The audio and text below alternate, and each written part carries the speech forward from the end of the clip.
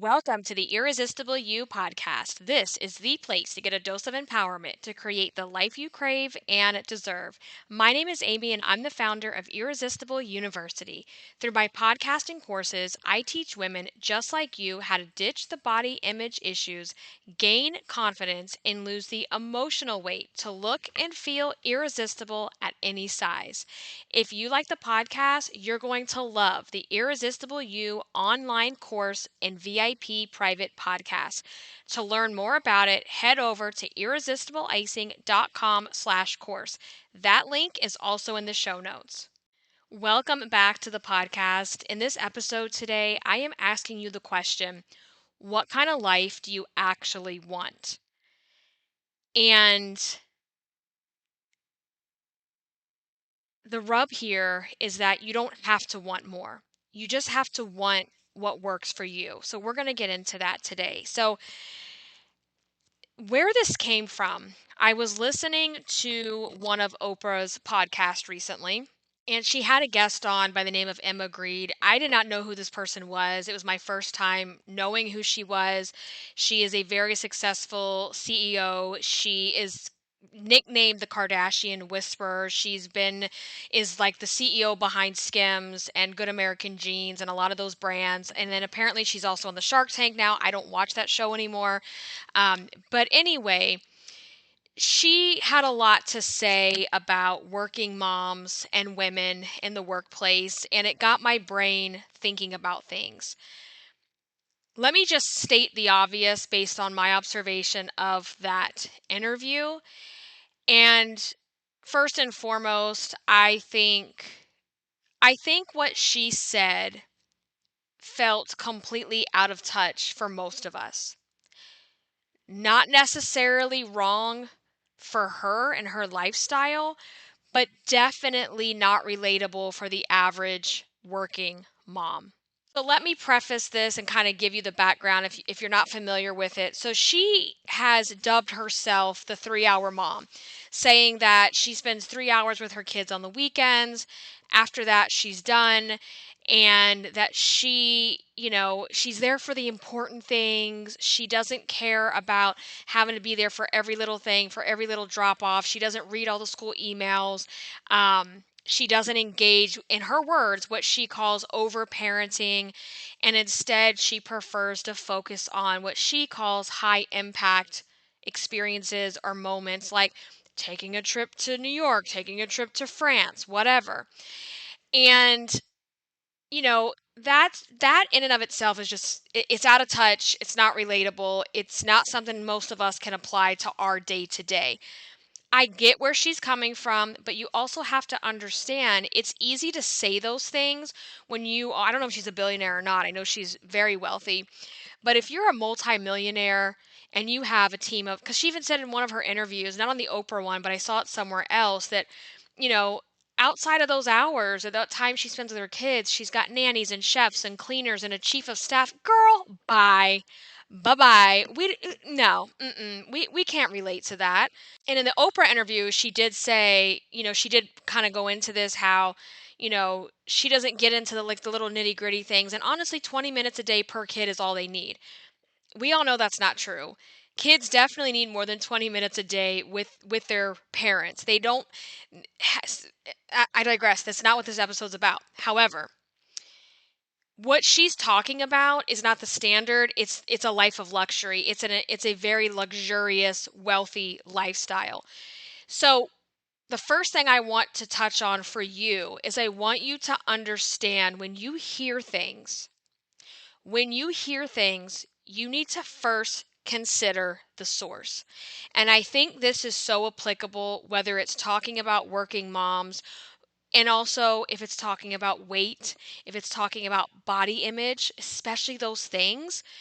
You need to consider the source, because if I am hearing from someone that it's so easy to lose weight, all you have to do is eat less and move more, and this person is a size 4, they've always been a size 4, they've always been skinny, they have never gained weight, they have never had a fat roll, they have never had an ounce of cellulite, I'm not going to really listen to that person's advice. You feel me? I'm not listening to them.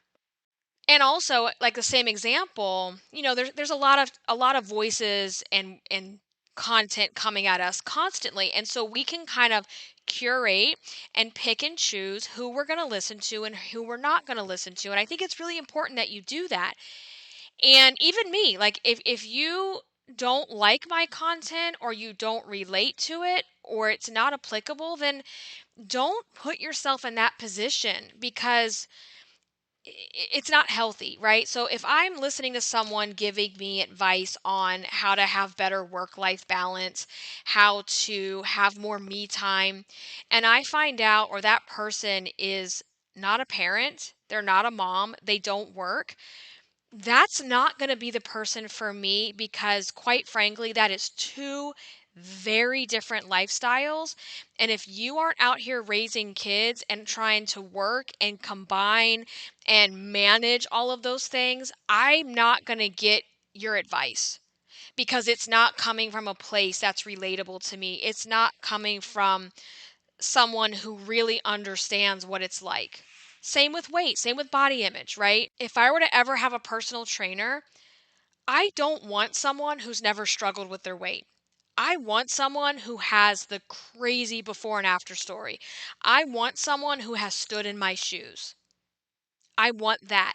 So you have to really consider the source of what you're hearing. And I think as we are brought up as young girls, brought up as teenagers, we become young women. We just heard all these messages. We were so inundated with all these messages, especially in the 90s and the early 2000s. There was such an obsession around diet and weight and being this waif, this skinny, like just skinny person. Go back and watch any of the old sitcoms that we had back in the day from Full House. DJ Tanner was considered fat. Girl, what? No, she wasn't. She wasn't fat. Like what? Topanga was considered fat. Like I cannot. Rose from the Titanic. What? Like the list goes on and on and on. And, it was embedded in all the culture and all the things we would watch. Snackwell cookies, all this fat free lifestyle started coming out in the 90s, right? And it was just a toxic diet culture that existed. And we lived in it and we only had what was given to us. We didn't have free will to curate the different media that we watch because it didn't matter what channel you put it on. You were seeing the same shit on every single channel and every single magazine. Where now, curate your social media and I'm not saying you should put yourself in a bubble where you don't accept other points of view because I think that's also very dangerous. But what I'm saying is use a little bit of, you know, discretion here, right? Use a little bit of critical thinking and always consider the source. I'm not going to feel bad about myself when I listen to someone who's a multimillionaire CEO woman with a whole staff to take care of her family. I'm not taking working mom advice from that woman. To me, it's laughable. That works for her. She's in a different level of her life. That's great for her. It's not great for me. It's not going to work for me. But people have come down hard on her because she's doing this whole press tour. Emma, she's all over the, different podcasts and the different channels because she released a book. And I am not interested in reading her book. I have no desire to read her book because it's not something that I'm going to relate to because and I think here's the thing. What she said about being a 20-minute mom or a 3-hour weekend mom, that just shows you where her priorities lie. And quite frankly, that's okay if that's what she wants. Do I agree with it? Do I think kids need more? Of course they do, but that's not my life. It's not my place to judge. And also, on the same hand here, if a successful male CEO said he's a 3-hour dad, no one would care. Nobody would care. It would not be all over the place. It would not be the talking points on all the podcasts because men in society are allowed to focus on work. They're praised for their success, while women are expected to do everything and feel, and when they can't be with the kids all day, then they're criticized for not being at work, and when they're not, da da da, da, right? So if a man said the things that she said, no one would care. Nobody. And if a woman wants to be career focused, she wants to be a successful CEO, then that's her thing. And I support that if that's what she wants to do. And I think to be in that position, this woman has 4 kids, so she has a lot of kids. To be in that position where she is, this is what she has to have a staff of people because her priority, I know people are going to say, "Oh no, my kids are no, I really truly think her businesses are her true babies." And anyway, I'm not going to get into all of that, but anyway, it brings the question of where do you want to be in your life? What kind of life do you want to live? And in the same interview, they had a woman call in to get business advice. And she was calling because she has a small business. And she's like, I'm doing okay. I'm actually doing pretty good. I'm doing okay. But I want to scale. I want to scale up. But I'm afraid if I do and I bring on a team, more people, and more money, more problems. That's the name of the game, right? And as soon as I heard her talking, that was the first thought that crossed my mind is, do you even want to scale? Why do you think you have to scale? And it was interesting because when they were talking to her, they even asked the question, what do you want? And Emma did say, not everything has to be big. And I was like, yes, that's exactly what I was thinking. Not everything has to be big. Not everything has to be this $1 million CEO lifestyle. It doesn't. We don't have to aspire to certain things because we think we're supposed to. So it brings back the question put on her is, what do you really want? And I'm asking you the same thing. What do you really want with your life? And this is something over the last few years that has become very clear to me is that, I don't want a big flashy life. I don't want more money, more problems, right? You know, and you see this, right? Was it Susie Orman that used to do, I don't know if she's still around and doing the shows, but she used to do the call in. She was a financial lady. And people would call in and they would say, I make this much a month. I have this much debt. I have this much in bills. Do you think I should buy X, Y, and Z? And it's so interesting to me that a lot of people, and I think we've all been guilty of this at times, is as we make more money, we bring on more shit. And we live with our nose right to the water. But when you can live within your means, you can change the way you see things, right? And so, anyway, I want you to think about that. And it's not just about money, it's not just about career. Think about your body, think about your size, think about your weight. Where do you want to be?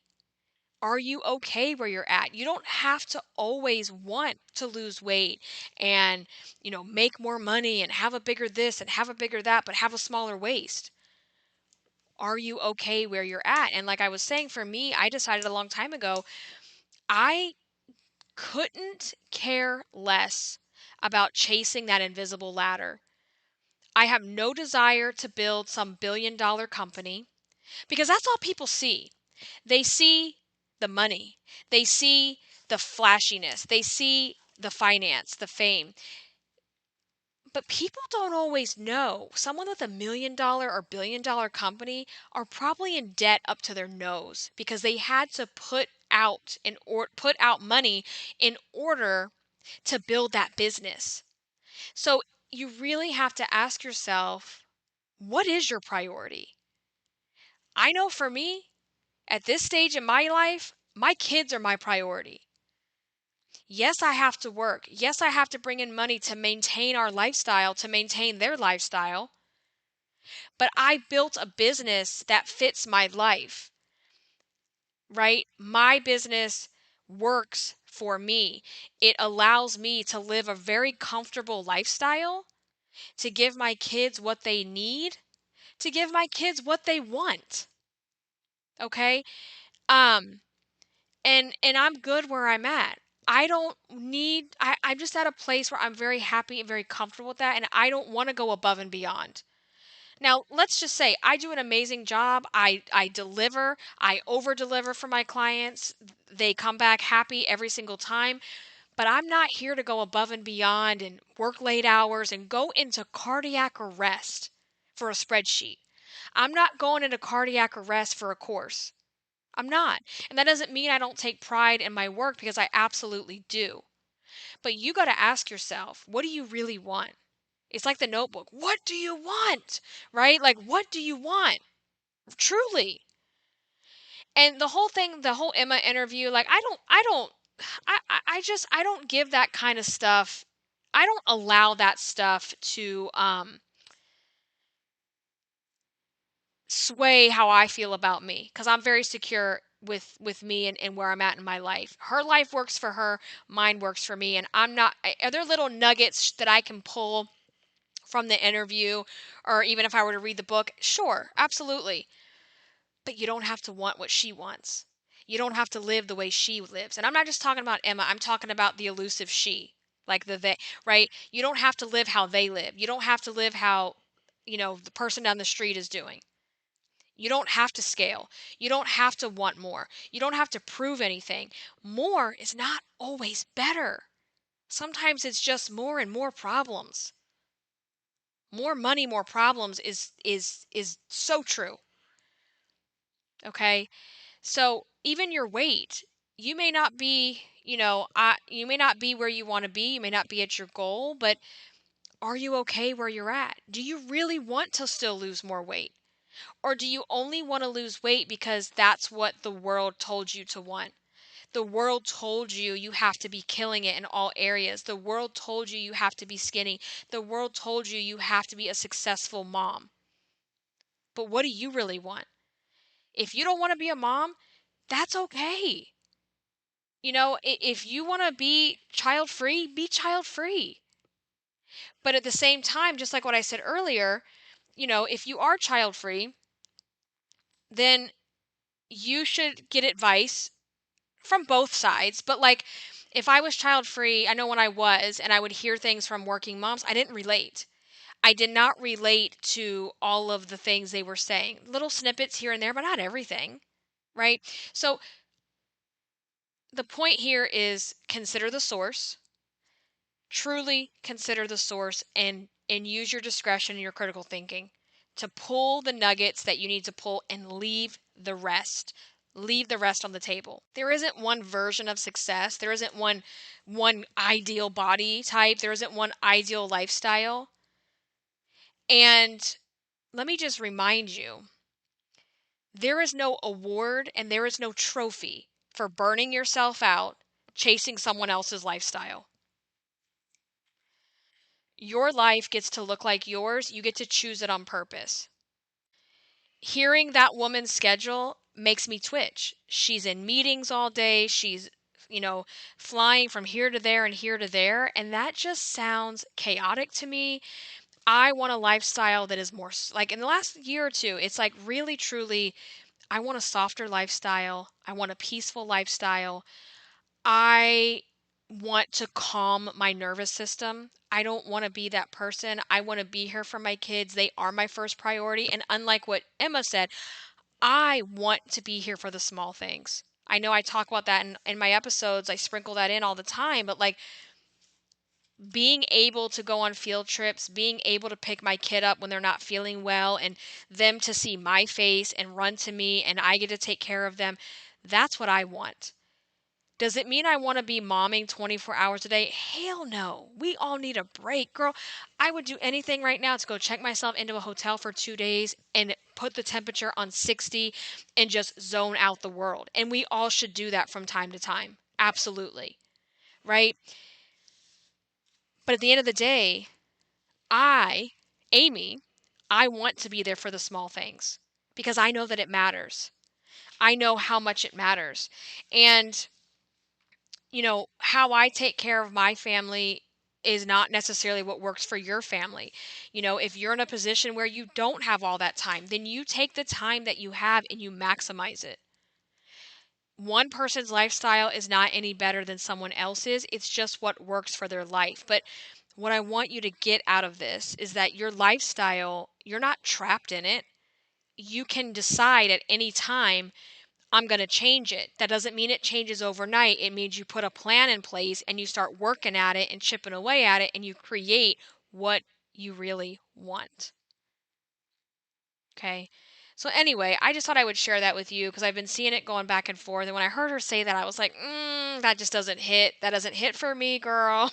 Like, no, I'm sorry. I'm not the 20-minute mom. Can't do it. I'm not the 3-hour weekend mom. God knows I'm not, because let me tell you, last weekend was 2 cheer competitions, Saturday and Sunday. And, waking up at 5 o'clock in the morning on your 2 days off for the week is not a good time. And it's so funny because I remember being child free and saying, I will never be one of those sports moms who like waste her whole weekend at a sports competition. Yeah, that's cute. That's funny. And it made me laugh because there's so many things we say we won't do until we're in that position. That's exactly what we're talking about here. And I was laughing because I had a gynecologist appointment and I was in the waiting room, and it must have been ultrasound day because all the pregnant women were in there with their husbands and partners and all the things. And they just have this glowing, giddy, they have this very giddy, like naive look on their faces. And I can just, in my mind, think all the conversations they're having about how, we're only going to do this and we're not going to let our kids do this and we're not going to get. And I'm like, come see me in 3 years. Come see me in 3 years when you have a terrorist as a toddler and you will literally do anything to make it stop terrorizing your house. Let me know how that works out, because I'll give you advice. I'll give you tips on how to bribe. I'll give you tips on how to negotiate, because that's actually on my resume now. I am a hostage negotiator because going through the toddler phase, and so there's all these things that we say we won't do until we're put in the position. And it might be because they're getting advice from someone that lives a very different lifestyle. I would never take parenting advice from some uptight, perfect little, well-rounded, just we don't believe in screen time. Look, the moment I hear you say we don't believe in screen time, I'm changing the channel. Because we do screens in this house and we are not ashamed of that. We are not ashamed of that. Anyway, Um, that's about all I got right there. So I am going to go ahead and close this episode out. Follow me on Instagram and or TikTok at Irresistible Icing. Make sure you get on the email list so you don't miss a thing. Leave a rating and review for the podcast. If you like what you're hearing here, I would love to see what you think. And I will catch you in the next episode. Until then, stay irresistible. Bye, guys.